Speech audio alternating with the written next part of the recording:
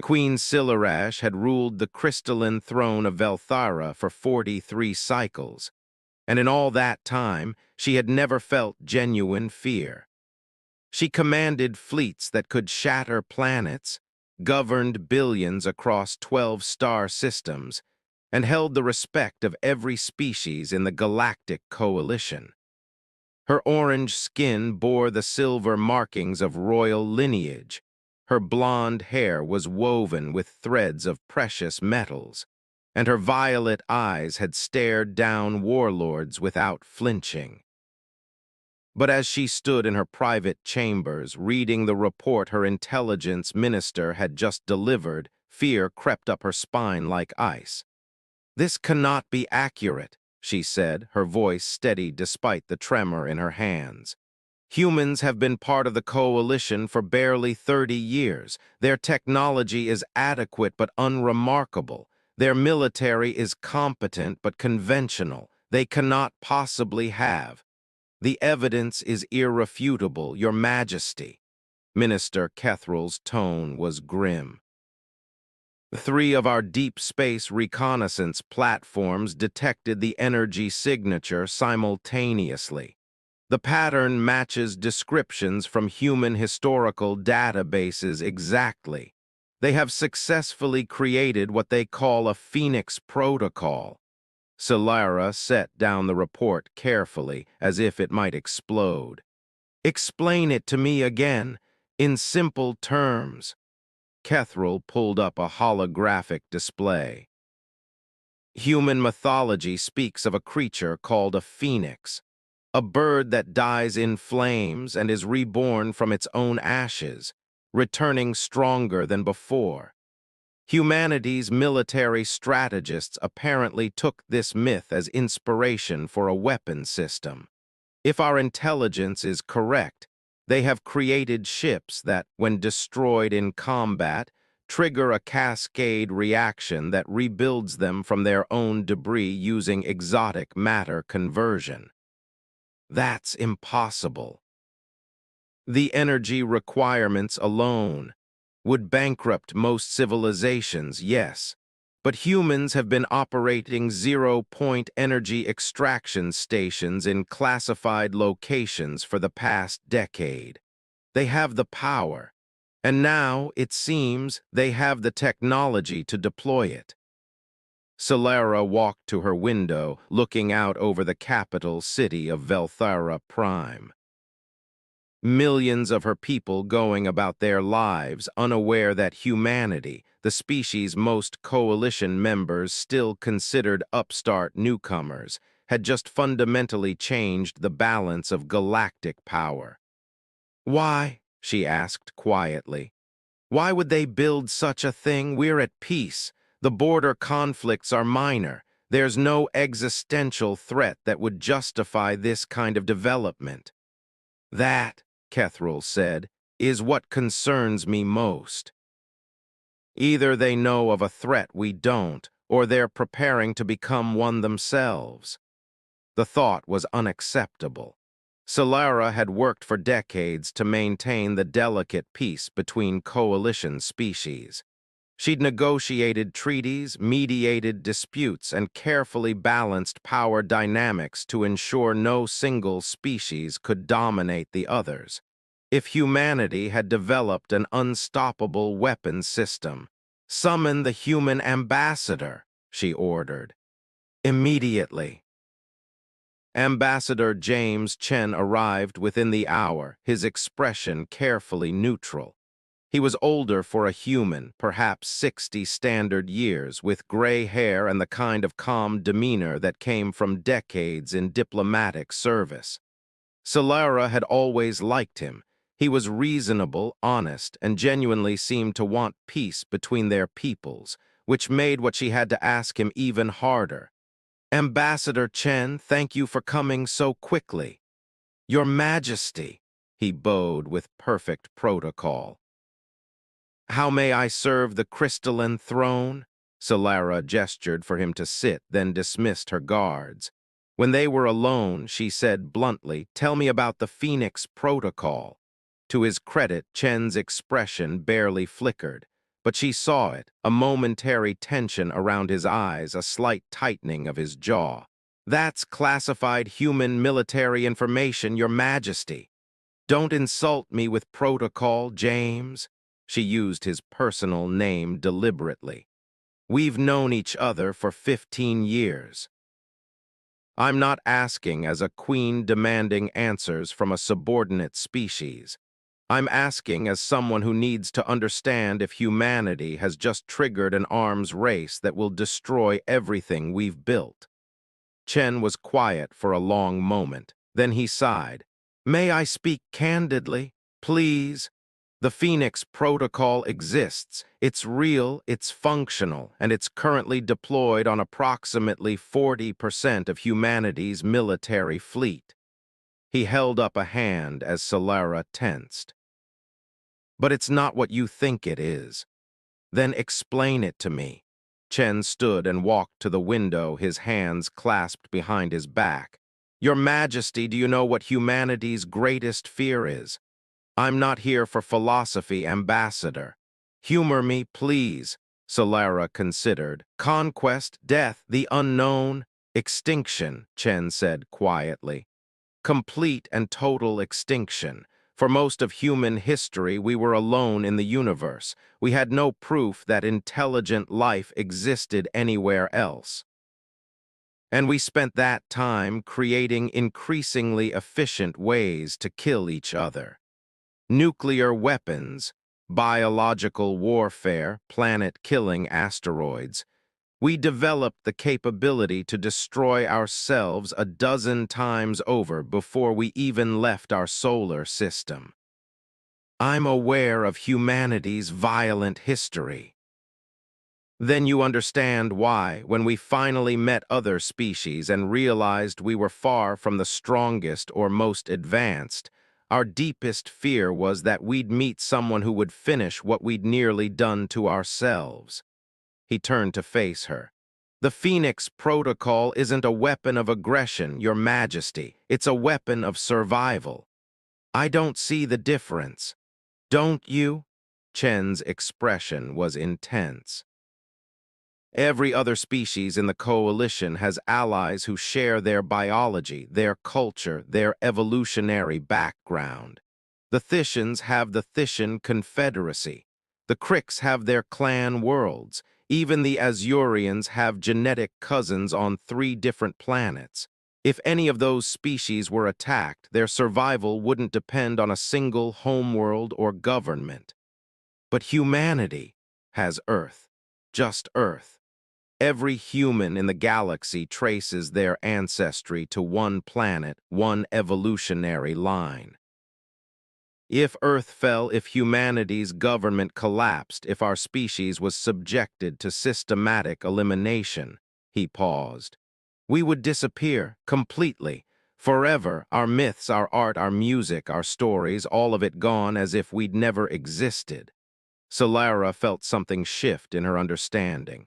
"The Phoenix Protocol is a failsafe." "It's a promise," Chen corrected.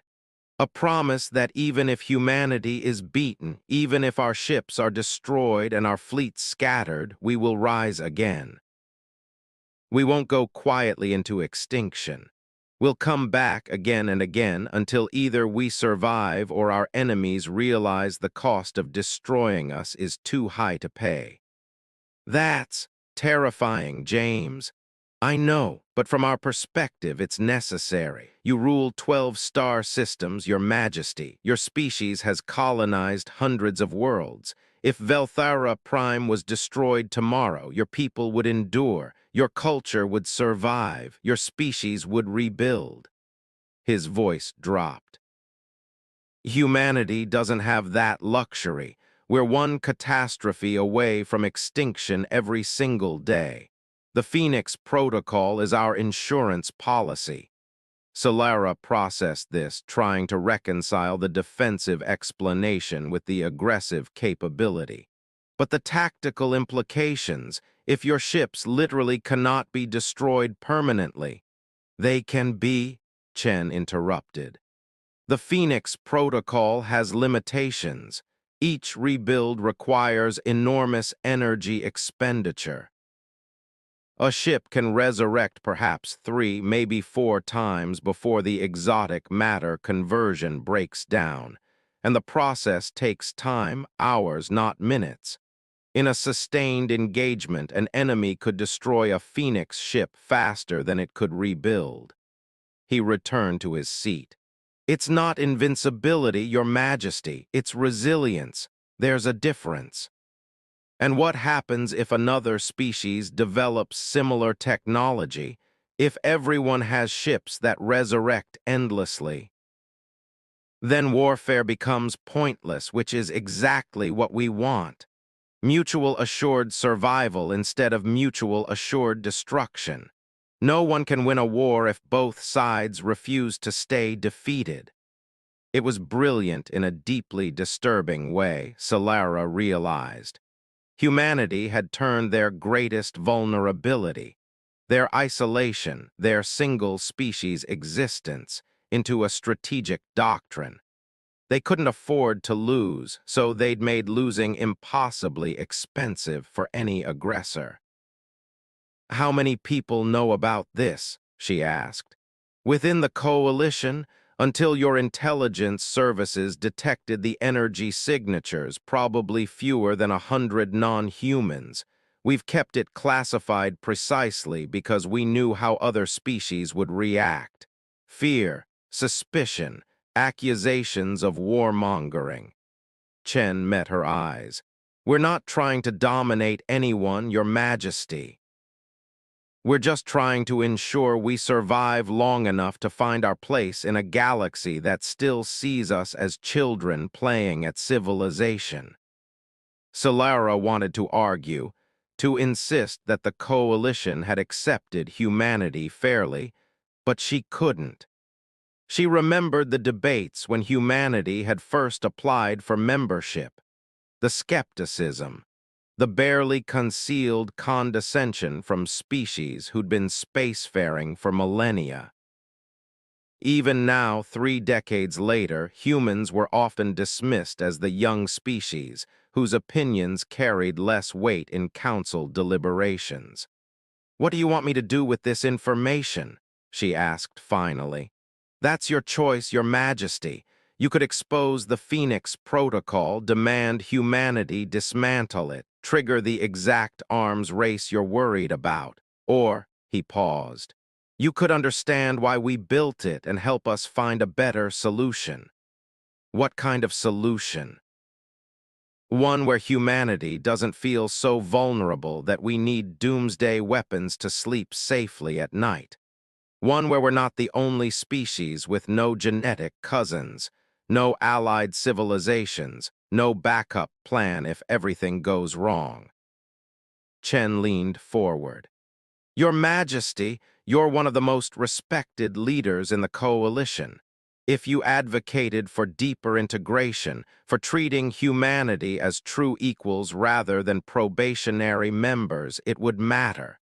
It would change things." Solara recognized the play. He was offering her a choice between confrontation and cooperation, and making the cooperative path seem like it had been her idea. It was good diplomacy.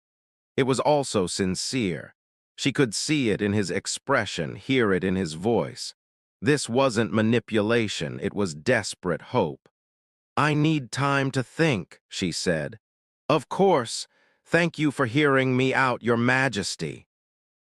After Chen left, Solara sat alone in her chambers for hours, thinking about myths and reality and the weight of ruling.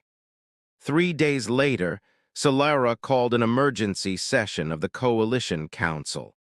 The vast chamber held representatives from 43 species, all of them curious and concerned about why the Queen of Velthara had demanded their attention with such urgency.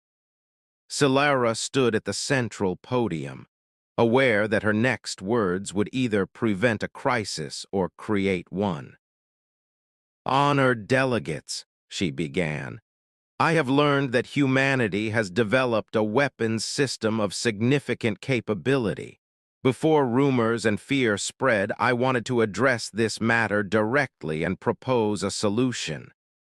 The chamber erupted in concerned murmurs. Solara waited for silence, then continued. The system is called the Phoenix Protocol, and it allows human ships to reconstruct themselves after destruction. The tactical implications are significant, and I understand why many of you will feel threatened by this development. She paused.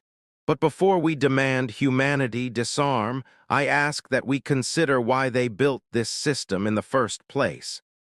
She explained what Chen had told her. Humanity's isolation, their vulnerability, their very rational fear of extinction. She spoke of how other species had allied civilizations and genetic cousins while humans stood alone. We have treated humanity as probationary members of the coalition, she said bluntly. We have accepted their contributions while maintaining distance, included them in decisions while excluding them from real influence. We have essentially told them they are alone among us.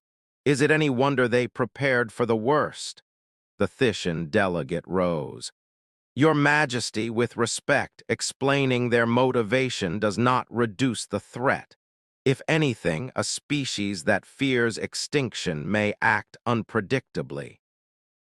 Or, Solara countered, a species that fears extinction may be the most motivated to preserve peace because they cannot afford the alternative.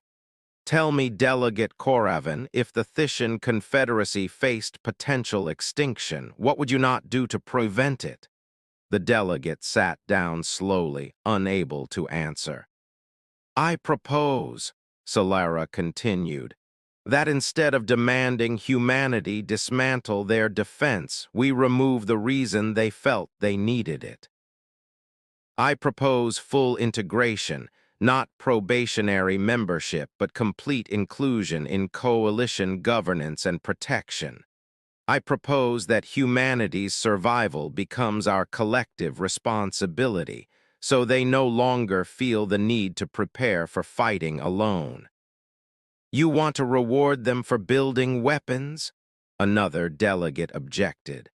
I want to address the root cause rather than just the symptom. Yes, humanity built a powerful weapons system. But they built it defensively, out of fear and isolation. If we respond with threats and demands, we confirm their fears and justify their preparation. If we respond with integration and support, we remove the motivation for such systems entirely. The debate lasted hours. Species argued for and against, citing precedent and strategic concerns and philosophical positions. But gradually, carefully, Solara built consensus. The final vote was closer than she would have liked, but it passed. Humanity would be granted full coalition membership with all the rights and protections that entailed. 2 weeks later, Ambassador Chen stood in Solara's private chambers once again. The council vote was announced this morning, she said. Humanity is now fully integrated into the coalition. Your species' survival is no longer your problem alone, it's ours collectively. Chen looked like he might cry. Your Majesty, I don't know how to thank you. Thank me by proving my faith was justified. The Council has asked that in exchange for full membership, humanity shares the Phoenix Protocol technology with coalition defense research, not for deployment, but for study and potential defensive applications. That's acceptable. We were planning to propose something similar once membership was granted. Solara studied him. Tell me honestly, James. If the vote had gone the other way, if we demanded you dismantle the Phoenix Protocol, what would humanity have done? Chen was quiet for a moment. We would have refused, politely, diplomatically, but absolutely. The Phoenix Protocol is our insurance that we'll never face extinction alone and helpless. We would have withdrawn from the coalition before giving that up. I suspected as much. She smiled slightly. Which is why I argued for integration instead of confrontation. I've learned something important about humanity these past weeks. What's that? That your myths aren't just stories, they're promises. You promise that you'll rise from defeat, that you'll survive against impossible odds, that you'll never accept extinction quietly. And having seen what you're willing to build to keep those promises, I decided I'd rather have humanity as true allies than suspicious neighbors. We won't disappoint you, Your Majesty. See that you don't. Because now your survival is tied to ours and ours to yours. If humanity falls, it reflects on all of us. And if humanity rises, she extended her hand in the human gesture of friendship. We rise together. Chen took her hand, his grip firm and grateful. As he left, Solara returned to her window, looking out over her city. She had gambled today, gambled that humanity's fear could be transformed into partnership, that their defensive preparations could become collective strength. Time would tell if she'd chosen wisely. But as she thought about the Phoenix Protocol, about a species so determined to survive that they'd turned a myth into reality, Solara felt oddly hopeful. The galaxy had seen countless species rise and fall over the millennia. Most went quietly when their time came, fading into history with barely a whisper. Humanity, clearly, had no intention of going quietly. And perhaps, Solara thought, the galaxy needed that kind of stubborn defiance. Perhaps the coalition had grown too comfortable, too accepting of the inevitable. Perhaps what they needed was a species who looked at extinction and said, "No, we'll find another way, we'll rise again, we'll survive." The human myth had become real, and the galaxy would never be quite the same.